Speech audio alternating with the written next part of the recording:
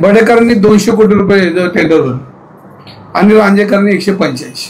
एवढ्या मोठ्या कंपन्या आहेत, मग त्यांना हे कसं कळलं की 223 कोटी रुपयाचे हे पुढे पैसे भरले पाहिजे, कारण त्या रजिस्टर फॉर्मला 223 कोटी रुपयाचं मूल्यांकन होतं. आणि मग ह्या 3 कंपन्या आहेत, मग 230 कोटी रुपये गोखलेंनी भरले, बडेकरांनी भरले, रांजेकरांनी भरले.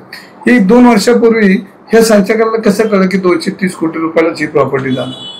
म्हणजे हा व्यवहार सगळा गोळगोळ करून हा केलेला आहे. बडेकर कंपनीत मोळ आहेत का नाही? आहेत की बडेकर कंपनीत आहेत, गोखले कंपनीत निघाले असं ते मानतात, पण रजिस्ट्रेशन कुठं त्यांचं आपल्याला आढळून आलं.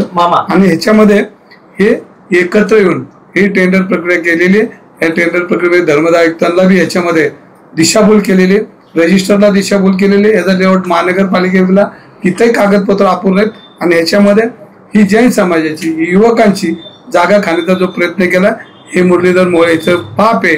आणि याच्यामध्ये भाजप म्हणून नाही, पण एक विकृती म्हणून, पुणेकर म्हणून, जैन समाज म्हणून, एक विद्यार्थ्यांच्या बाजूने असलेला कार्यकर्ता म्हणून माझी मी बाजू मांडलेली.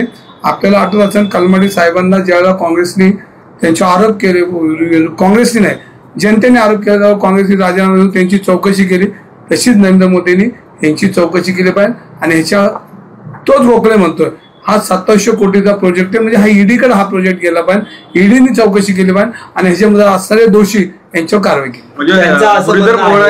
केंद्रीय राज्यमंत्री झाल्यानंतर मला कुठल्याही म्हणजे कंडिशन्स असतात की कुठल्याही कंपनीमध्ये भागीदारी करता येत नाही, त्यामुळे मी या सगळ्यातून राजीनामा दिलेला आहे. आणि राजीनामा दिल्यानंतर हे सगळं झालंय, त्यामध्ये माझा काही संबंध नाही.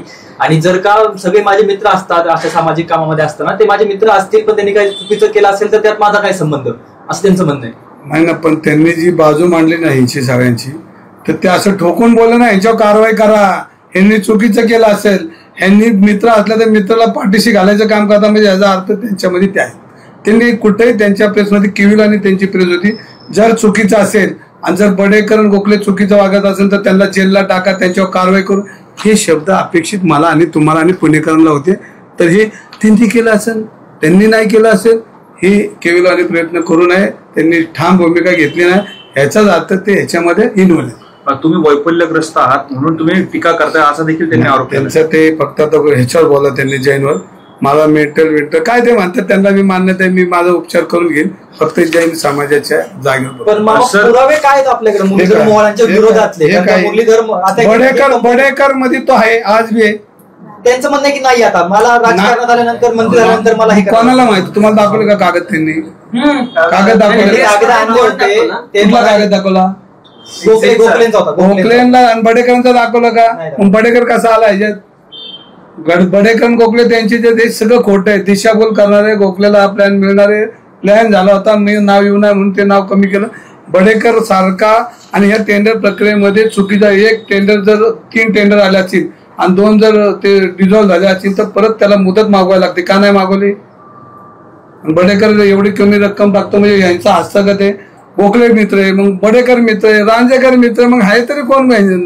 हे कसे नाही ते त्यात आहे, त्याची चौकशी. फोटो दाखवतायत ना, त्यांचं म्हणणं आहे की महावीर भगवानच्या जयंती दिवशी आम्ही तिथे गेलेलो, माझ्या गळ्यात महायुतीचा पण पटका आहे आणि दुसरा जो पटका तो महावीर जयंतीचा आहे, म्हणून मी तिथे गेलो. माझं म्हणणं त्याच्यानंतरच मग हे जे व्यवहार झालेत, बडेकर कसे आले, बडेकर कसे आले, गोखले कसे आले, रांजेकर कसे आले, कोथरूडचे बिल्डर कसे आले, महाराष्ट्रात काय बिल्डर गेलेत का कुठं?